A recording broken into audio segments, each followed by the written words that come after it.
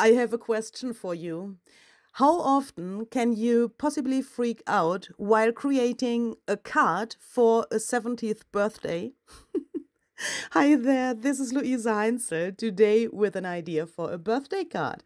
This card I created for the new release by Stampers Anonymous and Tim Holtz, and I had some struggles.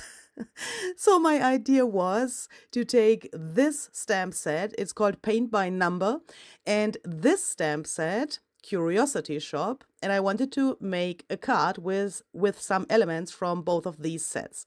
The first thing was I wanted to try to emboss on black craft stock. I have never done that before, and I was not so sure if that can work because the paper is pretty textured. Yeah, it has this this little texture, and I was not so sure if those numbers come out really well on this kind of paper. But as you can see, this looks absolutely gorgeous. So I filled this whole paper with more numbers so that I had enough material for my card. And then I thought, if someone turns 70 years old, that is a really special day, of course. And you can be proud when you turn 70. And I thought, why don't we add some elegant elements like the gold, but at the same time, some happiness. So I thought I'd take this salvaged patina paint and add some more colorful elements, gold and black, yeah, that are colors as well. But, this turquoise is more like happy color, I would say. And I wanted to have a little bit of grunge as well and bring the numbers a little bit more to the background. And with distress paint, that is of course no problem because it can dry on embossed areas. I stamped the 70 on some mixed media heavy stock and then these clovers on some craft stock to get my other layers for the card, and I think these colors go really well together. I've sewn around the 70 with a black thread and a running stitch, and this white piece, I was thinking, could be my base for the card. In a few seconds, you will see that that is not going to happen because it was absolutely terrible. But I have taken a sanding disc and I have used the advantages of the black craft stock because, of course, you can sand that paper and then the craft stock color comes through and the black is, you can remove the black so that it looks like a little distressed. I did that on the craft stock layer as well, just for, the same look, even if it doesn't change the color, of course. Yeah. My fingers show you that I struggled a lot with these little white rectangles that I had there because the base, this white layer, was just terrible. I mean, the proportion is just terrible in this moment. So I decided to do something else. So I have, I have backed the 70 with a black layer so that it gets a little frame as well. And here I have already decided that I want to have the other layers in the same height. So I have cut that down to the same height to make then later on the white layer also smaller because of this really weird proportion. I also wanted to have something below the number layer because I thought that looks a little weird when the numbers and the clovers are directly next to each other. So after deciding that this color of the mixed media heavy stock is not the right one in this case. First I thought it would look great with that color and leaving the paper as it is, but I didn't like that. So I have decided to cut a little strip of paper and also paint that with the salvage patina paint to also get this color in another spot than only on the numbers. Then I have glued everything together. Don't do it like I do this here. Because, first glue the salvage patina strip to the right place and then this layer. Why? You will see that in a few seconds. Because it's nearly impossible to get this little strip under this layer with the numbers. I struggled about, I think, 15 minutes to get this there because I already, of course, had double-sided tape on this turquoise strip. And, you know, if you drop it, then it sticks there and probably then it's wonky. But it worked. So here, I would say my fun with this card started because I made some clovers with one of my favorite techniques. I have used some distress oxide ink here on both of these to stamp. The color is frayed burlap in this case. And then I have glazed those with some salvage patina embossing glaze. And that is one of the most amazing effects in my eyes because embossing glaze is translucent, and here you can see how the color changes, meaning when the embossing glaze melts, then you get a mixture of frayed burlap and salvage patina. Because, you know, frayed burlap is the color below, and then you have the glaze on top, and with melting this, you can see through the glaze, and then you get this really, really cool, like, yeah, in this case, dirty green. I really, really like that. And this is so satisfying, melting this embossing powder. It's just amazing. So for the next clovers, I have decided to take salvage patina oxide ink, and then I have glazed that with salvage patina glaze, meaning with that, the color gets more intense, yeah, because we have the same color of glaze on the oxide ink. And very important, if you work with glaze, is also that you throw half of the jar over your whole hand. That makes the fun even bigger. That only happens when you record a video. In the normal life, that doesn't happen. When the camera is off, then such things don't happen.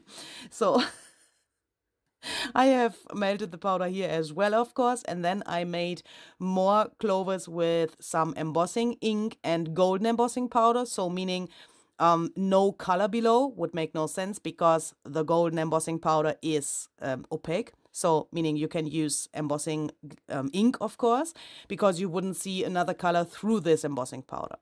Then I have fuzzy cut all of my clovers out, and yeah, take your coffee because that takes a while, but really much fun, of course.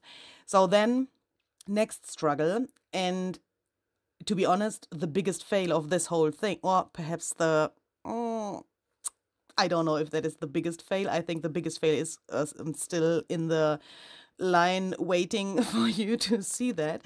So here I wanted to stamp happy birthday and then emboss that on the 70, meaning that parts of the words are on the background and parts of the words are on the black stamped 0 there.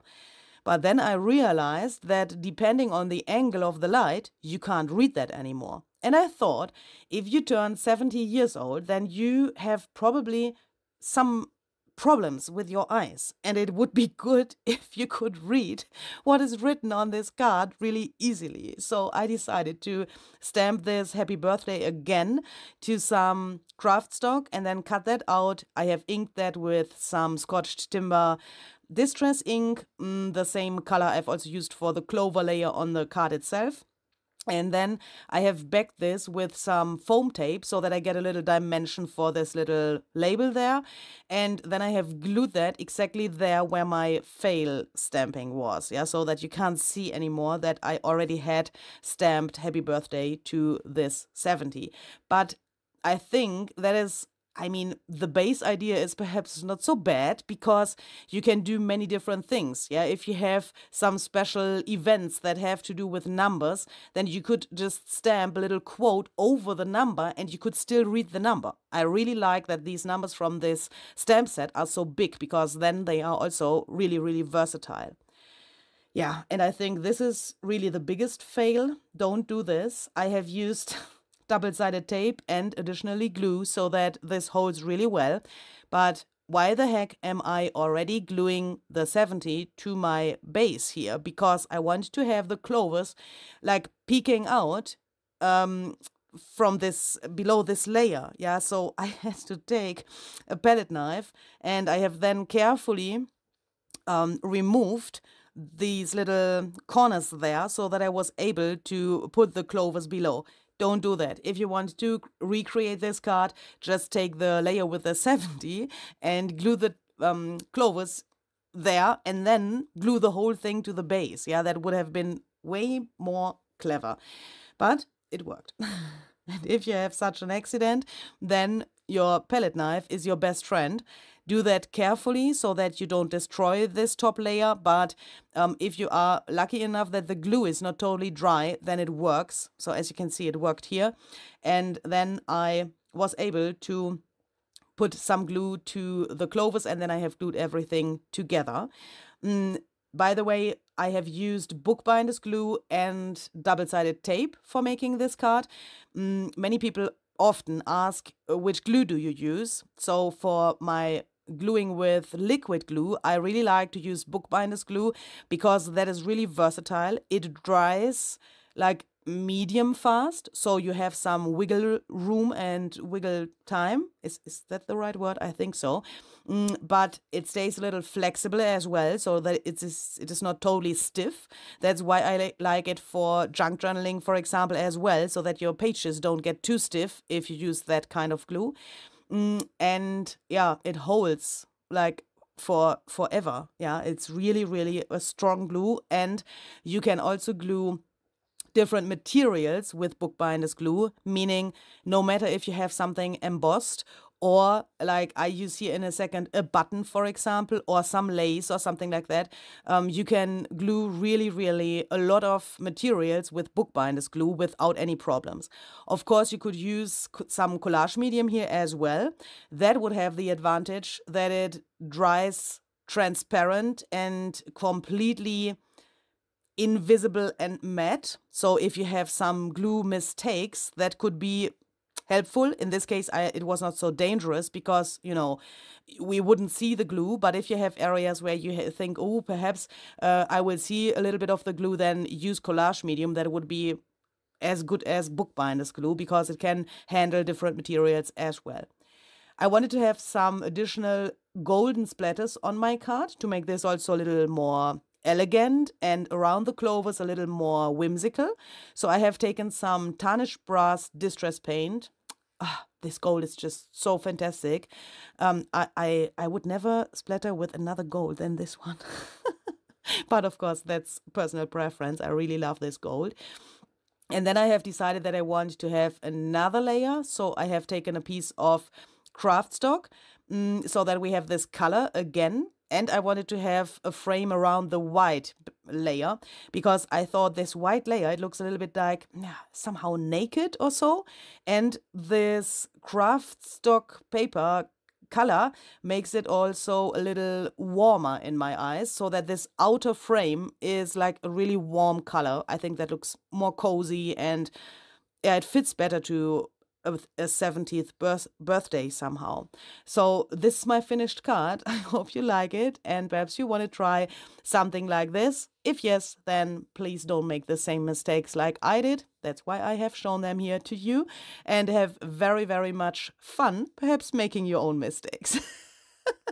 See you the next time. Have a great day. Bye bye.